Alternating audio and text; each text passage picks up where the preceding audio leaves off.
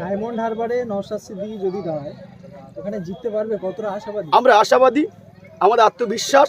মানুষ তার অধিকারের কথা বলবে, মানুষ তাকে ভোট দেবে। যদি সুচ্চ সবলভাবে পরিষ্কারভাবে ভোট হয়, আমরা ওখান থেকে 2 লক্ষ থেকে 3 লক্ষ ভোটে আমরা ব্যবধানে আমাদের বিধায়ক নওশাদ সিদ্দিকী দাগ আর আইএসএফের অন্য কেউ দাগ আমরা জিতে প্রতিদ্বন্দ্বী করে স্বচ্ছভাবে ভোটে আমরা জিতে জয়ী লাভ হয়ে যাবে এবং তৃণমূলকে এমন পিছিয়ে ফেলবো সারা জীবন কোনো দিন আর ডায়মন্ড আর বা কোনো জায়গায় পঞ্চায়েতও দাঁড়ানো চিন্তা করবে না। এই আশাবাদী নিয়ে আমি কথা বলছি। সন্দেশখালীতে তৃণমূলের নেতা শাহজাহান ইডিকে মারধর করেছে ওখানকার লোকেরা, কি বলবেন? ছি ছি ছি, লজ্জাজনক কথা না? ইডি মানুষের চুরিটাকে ধরতে চাইছে।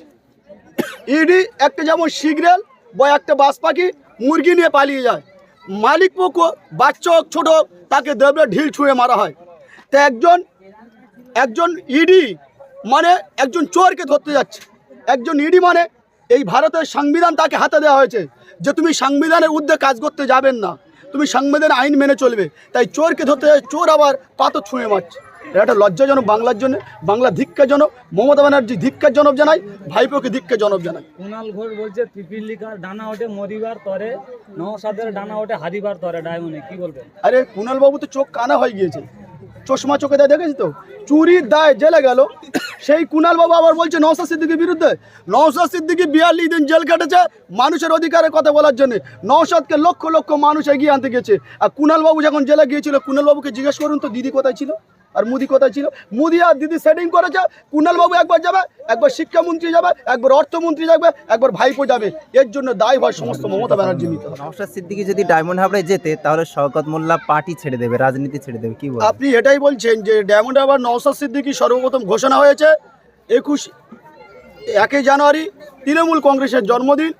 তিনি নাকি পশ্চিমবাংলার দ্বিতীয় কমান্ডার তৃণমূলের জন্য, চোরেদের কমান্ডার। একটাও জায়গা তার মিছিল এবং একটা সভা করতে পারেনি। এখান থেকে দল প্রমাণ করছে আইএসএফ, যেখানে নওশাদ সিদ্দিকী দল অনুমতি দিলে তিনি দাঁড়াবে বলছেন। সেখান থেকে অভিষেক বন্দ্যোপাধ্যায় বাঘের না মানে বেলালের মতো, বাঘের দেখে বেলালের মতো লেজ গুটিয়ে নিয়ে কোন গর্তে ঢুকেছে আমরা খুঁজে পাচ্ছি না। 1 জানুয়ারি 1 জানুয়ারি যখন প্রতিষ্ঠাতা দিবস হয়, প্রত্যেকটা জায়গাতে ছোট বড় চোর, চাল চোর, ডাল চোর, তিরপল চোর, কয়লা চোর সকলে ছুটেছে, কিন্তু দলের সেকেন্ডারি কমান্ডারকে আমরা কোথাও দেখতে পাইনি। এই কি রাজনীতি? মমতা ব্যানার্জির ভাইপো না ওটা? আমরা জানতে চাইছি ও কি চোর, গুন্ডা, বদমাশ পুছে ডায়মন্ড আবার রাজনীতি করে কোনোদিন নওশাদের বিরুদ্ধে জিতে আসতে পারে না। শওকত কেন? শওকতের বাবা পছন্দ পারবে না নওশাদের সঙ্গে চ্যালেঞ্জ করে। নওশাদ সৌজন্যের রাজনীতি করে, সত্য রাজনীতি করে, মানুষের অধিকারের কথা বলে। দলিত, মতো, আদিবাসী, পিছিয়ে পড়া, শিডিউল কাস্ট, ওবিসি পাশে দাঁড়িয়ে নওশাদ আব্বাস যে বার্তা দিচ্ছে, ওই বার্তা বাংলার মানুষ গ্রহণ করতে চাইছে। তাই শওকত মোল্লা ভাবছে যে আমার খাওয়া বন্ধ হয়ে যাবে, চুরি বন্ধ হয়ে যাবে, জেনা বন্ধ হয়ে যাবে, রাস্তাঘাটে লুট বন্ধ হয়ে যাবে। সেই জন্য শওকত মোল্লা বারবার হুমকি চুমকি দিয়ে পাচ্ছে। নওশাদকে হুমকি চুমকি দিয়ে ভয় দেখিয়ে আটকে রাখতে পারবে না। টিএমসির নেতা আরাবুল সে মুখ্যমন্ত্রীর কাছে নিরাপত্তা চেয়েছে, এ বিষয়ে কি বলবে? তিনি ভালো মানুষ নাকি? শিক্ষিকা জগ ছুঁয়ে মারছে, কখনো একজন বিধায়কের গাড়ি ধরে ভাঙিয়ে দিচ্ছে। তিনি যে একজন শিক্ষিকা যে ধরে মারে, একজন কলেজের শিক্ষিকাকে যে ধরে মারে, সে যদি বলে আমার বডিগার্ড লাগবে, তার মানে কতটুকু আতঙ্ক আছে একটু চিন্তা করুন। এই দল এমন একটা দল, মানুষের লুটপাটের দল। আমি এখান থেকে বলতে চাইছি, আরাবুল একজন রাস্তায় ইঁদুরের মতো ঘুরবে, কিন্তু একজনকে তাকে না যেন গার্ড দেওয়া হয়।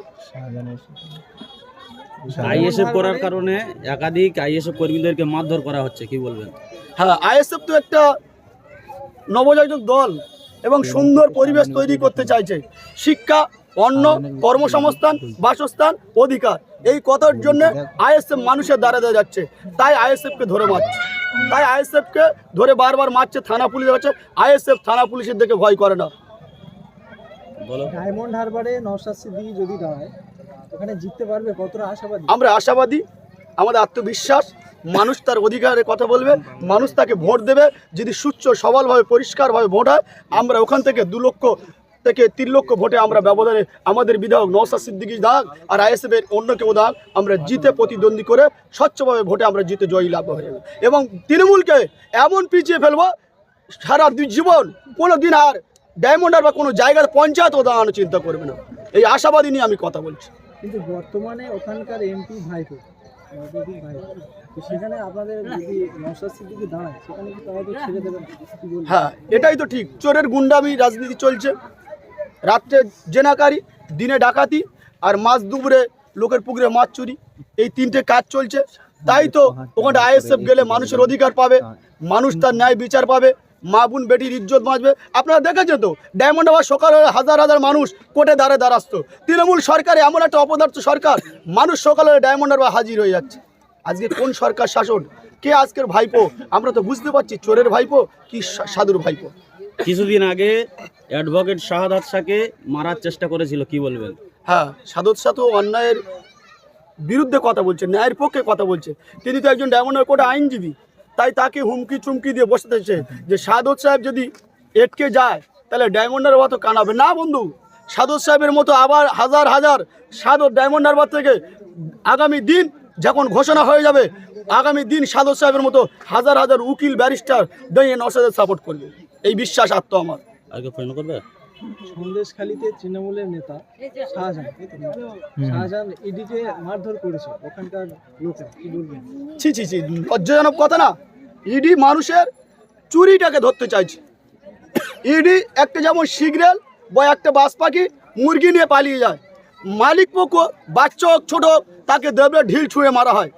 তা একজন ইডি মানে একজন চোরকে ধরতে যাচ্ছে। একজন ইডি মানে এই ভারতের সংবিধান তাকে হাতে দেওয়া হয়েছে যে তুমি সংবিধানের ঊর্ধ্বে কাজ করতে যাবেন না, তুমি সংবিধান আইন মেনে চলবে। তাই চোরকে ধরতে যায়, চোর আবার পাথর ছুঁড়ে মারছে। এটা একটা লজ্জাজনক বাংলার জন্য। বাংলা ধিক্কারজনক। মমতা ব্যানার্জি ধিক্কারজনক জানাই, ভাইপোকে ধিক্কারজনক জানাই। কুণাল ঘোষ বলছে পিপিলিকার ডানা ওঠে মরিবার তরে, নওশাদের ডানা ওঠে হারিবার তরে ডায়মন্ডে, কি বলবেন? আরে কুণাল বাবু তো চোখ কানা হয়ে গিয়েছে, চশমা চোখে দেয়, দেখেছি তো, চুরির দায় জেলে গেল। সেই কুণাল বাবু আবার বলছে নওশাদ সিদ্দিকীর বিরুদ্ধে। নওশাদ সিদ্দিকী 42 দিন জেল কেটেছে মানুষের অধিকারের কথা বলার জন্য। নওশাদকে লক্ষ লক্ষ মানুষ এগিয়ে আনতে গেছে। আর কুণাল বাবু যখন জেলে গিয়েছিল, কুণাল বাবুকে জিজ্ঞেস করুন তো দিদি কোথায় ছিল আর মোদি কোথায় ছিল। মোদি আর দিদি সেটিং করেছে, কুণাল বাবু একবার যাবে, একবার শিক্ষামন্ত্রী যাবে, একবার অর্থমন্ত্রী যাবে, একবার ভাইপো যাবে। এর জন্য দায়ভার সমস্ত মমতা ব্যানার্জি নিতে হবে।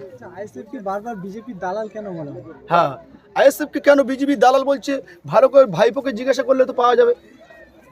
ভাইপোকে সব থেকে জিজ্ঞেস করা হোক না যে ভাইপো আইএসএফ বিজেপির দালাল কেন বলছেন, ভাইপো তো উত্তর দিতে পারবে।